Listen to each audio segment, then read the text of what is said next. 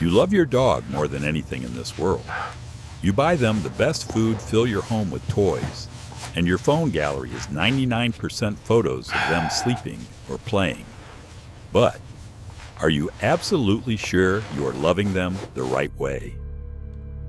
A massive study from Bristol University revealed a heartbreaking truth. Over 70% of devoted dog owners are making at least one serious mistake without even realizing it. Simple everyday habits like how you say hello or hold the leash could be silently shattering their trust and health. Today we're uncovering 10 hidden mistakes, including one that 99% of us do unknowingly. Ready to fix it? Let's dive into mistake number 10. Let's start with a mistake that is so subtle yet so damaging to your dog's mental state that almost nobody talks about it. Mistake number 10 involves inconsistency in the rules. We are all guilty of this. Imagine this scenario. It's a Friday night. You've had a great week. You're watching a movie and you invite your dog up onto the couch for a cuddle. It's a beautiful bonding moment. But then Monday rolls around. You're stressed. You're in your work clothes, it's raining outside, and the dog is a bit muddy. They jump on the couch, just like they did on Friday, and suddenly you snap. No get down, bad dog. Think about how confusing that is for them. To us, the difference is obvious: clean clothes versus muddy paws. But to your dog, the action was exactly the same. They are performing the same behavior that got them love and belly rubs 2 days ago, but now is getting them scolded. This creates a state of constant low-level anxiety. They start to wonder, is the couch safe? Is my human happy with me? I don't know what the rules are anymore. When a dog cannot predict the outcome of their actions, their confidence crumbles. They don't know if they are a good boy or a bad boy, because the definition keeps changing based on your mood. The fix here is emotional consistency. If the couch is off limits, it has to be off limits when you're happy, sad, or wearing a tuxedo. If you want them up, sometimes use a specific blanket as a visual cue. When the blanket is down, the invite is open. Clarity is the greatest kindness you can offer their confused little hearts. Now let's move to something physically affecting them. Mistake number 9. Bathing your dog too often. This one comes from a place of pure love. We humans associate cleanliness with health. We shower daily, we scrub, we use soaps that smell like lavender and ocean breeze. So logic tells us that the more we bathe our dogs, the cleaner, happier, and healthier they will be. It sounds so logical, doesn't it? But here is the twist that catches so many owners off guard. What works for human skin is actually actively harmful to canine biology. Many owners don't realize that a dog's skin is pH neutral, unlike our acidic skin. When we bathe them frequently, we aren't just washing away dirt. We are stripping away the essential natural oils, the sebum, that act as a biological shield. This invisible layer is their immune system's first line of defense. Without it, their skin becomes dry, flaky, and intensely itchy. The shine in their fur disappears, replaced by a dull, brittle coat. But it gets worse. When that barrier is broken, the skin develops microscopic cracks. These cracks are an open door for bacteria, yeast, and fungi. Imagine if you scrubbed your hands with harsh dish soap 10 times a day until they were raw and cracked. That is what frequent bathing feels like to a dog. Veterinary dermatologists have proven that overbathing significantly skyrockets the risk of painful dermatitis. And let's talk about the smell. You might love that fresh linen scented shampoo, but to a dog with a nose 10,000 times more sensitive than yours, that strong perfume is an assault on their senses. It doesn't smell like clean to them. It smells like a chemical mask. So how often is actually right? Unless you have a specific medical prescription, once every 4 to 6 weeks is more than enough. If they get muddy paws, just use warm water and a cloth. Let their natural ecosystem do its job. Now hold on. Because mistake number 8 might physically sicken you when you realize what's happening beneath the surface. Mistake number 8 is pulling on the leash. We need to have a serious, honest conversation about the walks you take. Think back to yesterday. Your dog saw a squirrel or another dog and lunged forward. Without thinking, purely as a reflex, you gave the leash a sharp, quick tug to correct them. It felt harmless, right? Just a little. Hey, come back here. But here is the truth that most owners never see. That little tug is applying massive force to the most delicate part of your dog's body. Unlike humans who have thick neck muscles to support our heavy heads, a dog's throat is incredibly vulnerable. Underneath that fur lies the trachea, the windpipe, the thyroid gland, and vital blood vessels supplying the brain. Every time you yank that leash, you are crushing these structures. It's like someone tying a rope around your neck and giving it a hard jerk while you're trying to run. The shock, the sudden constriction of airflow, the spike in eye pressure, it is terrifying for them. Veterinary studies have shown a direct link between leash corrections and permanent thyroid damage, which can lead to behavioral issues and metabolic diseases. In smaller breeds, your pugs, chihuahuas, Yorkies, the risk is a collapsed trachea. This is a condition where the windpipe literally flattens, leading to a lifetime of honking coughs and breathing struggles. But the physical damage is only half the story. Dogs learn by association.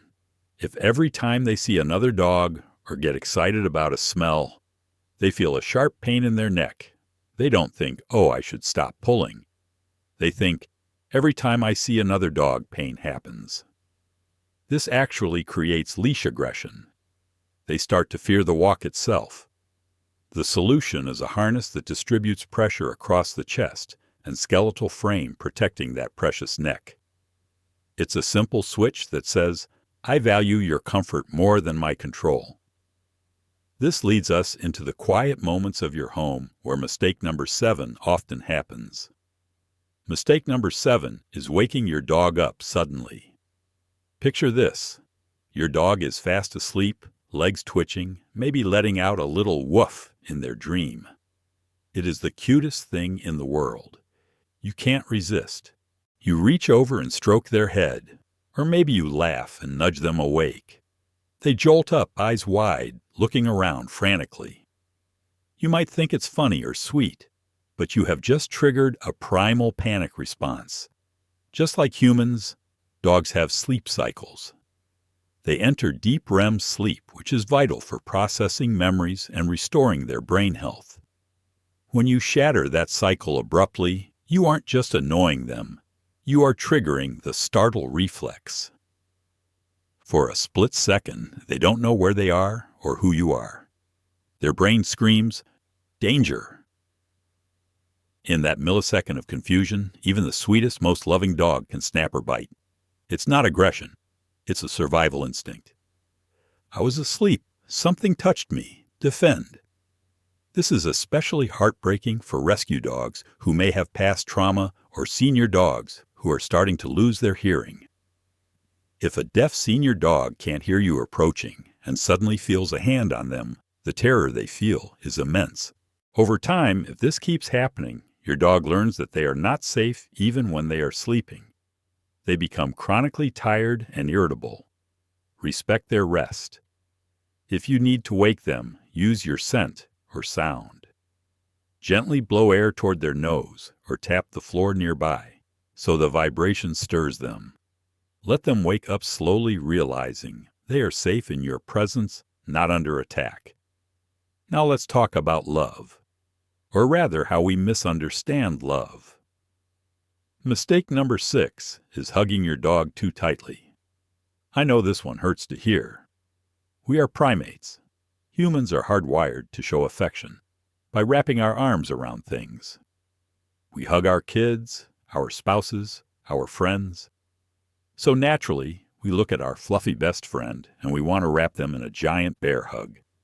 But here is the hard biological truth: dogs are cursorial animals. That means they are designed to run. Their primary defense mechanism is their ability to move to flee if necessary. When you wrap your arms around a dog's neck and shoulders, you are effectively immobilizing them. You are taking away their ability to run. In dog language, putting a limb over another dog's shoulder is actually a dominance move or even a threat. So when you do it, you are sending a very confusing signal. You think you are saying, "I love you," but your dog might be hearing, "I am trapping you and dominating you." Look closely at the photos of people hugging dogs. Really look. You will see the dog is rarely leaning in. Instead, you see the whites of the eyes, we call this whale eye. You see the ears pinned back. You see the mouth closed tight, maybe a quick tongue flick over the nose. These are all desperate, polite signals saying, "I am uncomfortable, please stop." We ignore them because we just want the cuddle. But by ignoring these whispers of discomfort, we force the dog to shout, eventually leading to a growl or a snap. Does this mean your dog hates you? No, they just speak a different love language. A dog's hug is leaning their weight against your leg. It's putting their chin on your knee. It's sitting on your foot. That is them saying, "I trust you completely." Accept their version of a hug rather than forcing yours on them.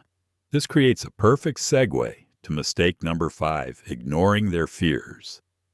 This is something we see on social media all the time, and it needs to stop.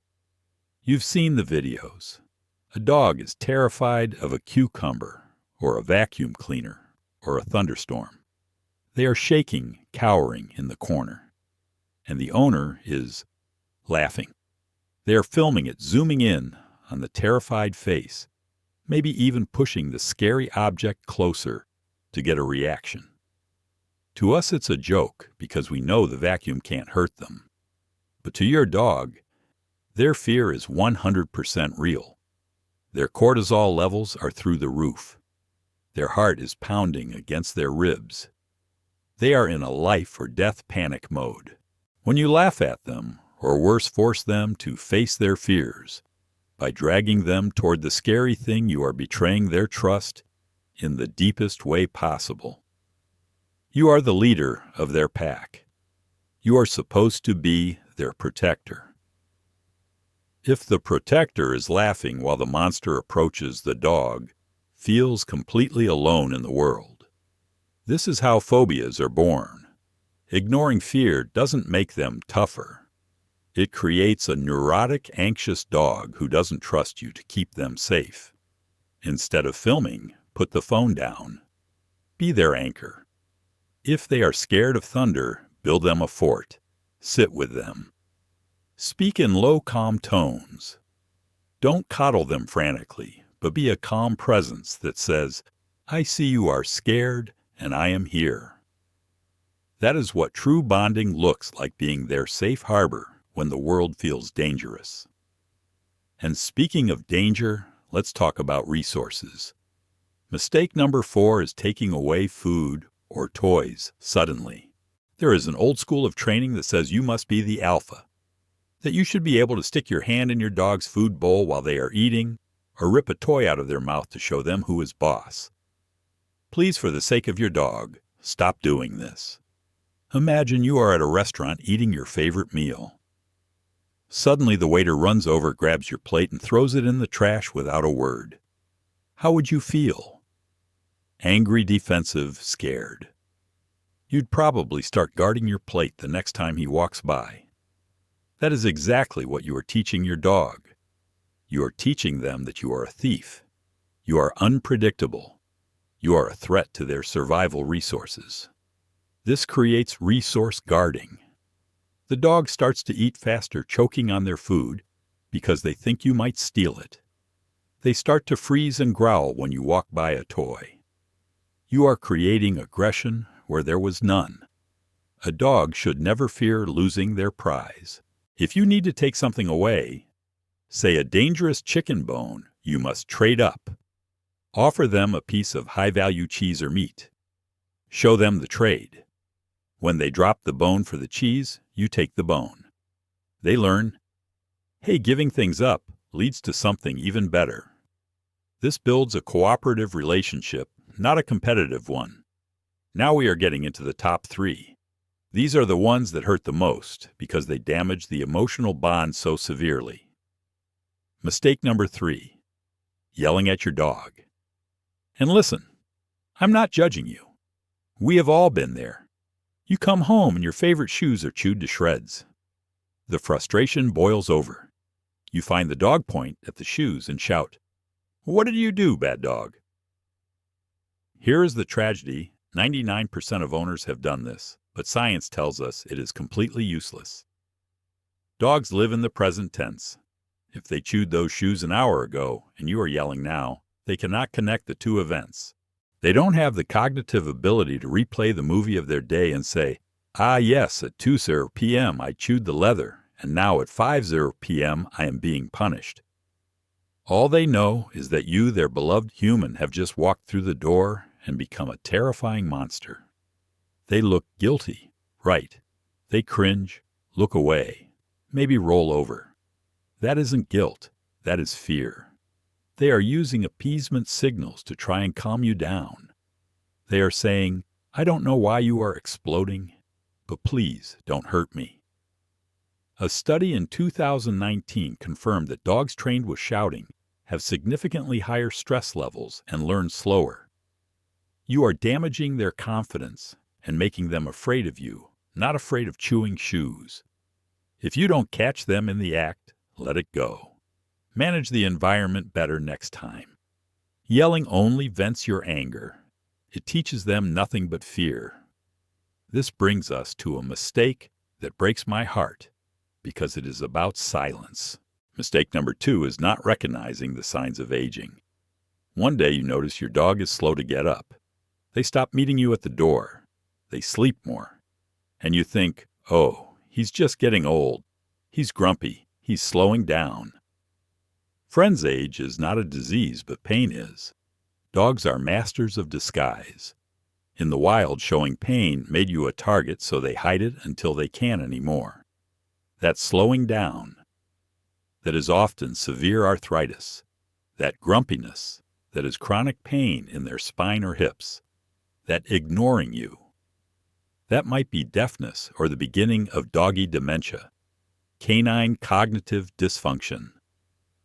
When we dismiss these signs as just normal aging, we are letting our best friend suffer in silence for years. Imagine your knees aching with every step, but your family just says, "Oh, he's just lazy now," and drags you on a long walk. It is torture. We need to become detectives for our senior dogs. Look for the hesitation before jumping into the car. Look for the licking of joints. Look for the confusion in their eyes at night. They need us to step up. They need softer beds ramps instead of stairs, joint supplements, and pain management from the vet. They need us to be their voice when their body starts to fail them. Don't let them hurt alone. And finally, we arrive at mistake number 1. The most common, the most innocent, and yet the most confusing mistake of all, talking in long sentences. We treat our dogs like little furry humans. We vent to them. We explain things. "Listen, I'm going to the store. You stay here and be a good boy. Don't bark at the mailman. I'll be back in 20 minutes.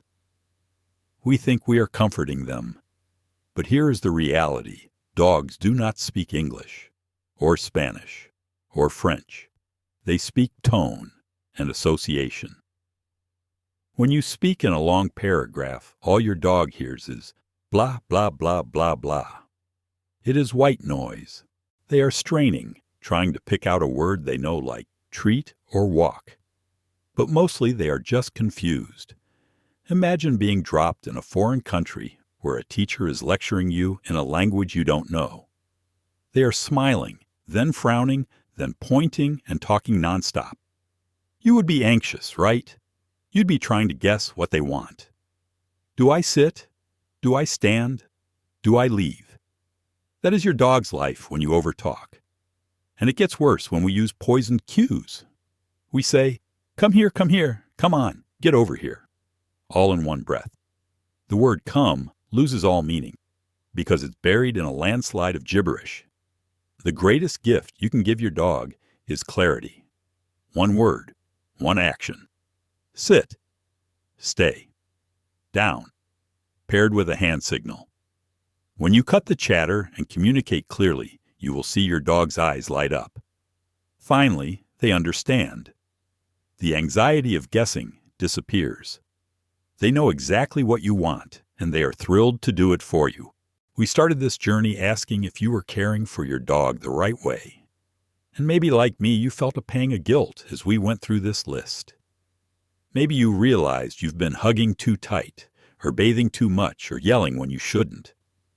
But here is the beautiful thing about dogs. They do not hold grudges. They live in the now. The moment you decide to change the moment you put down the harsh shampoo, the moment you trade the collar for a harness, the moment you stop yelling and start guiding, they will know. You will see it in their posture. You will feel it in the way they look at you.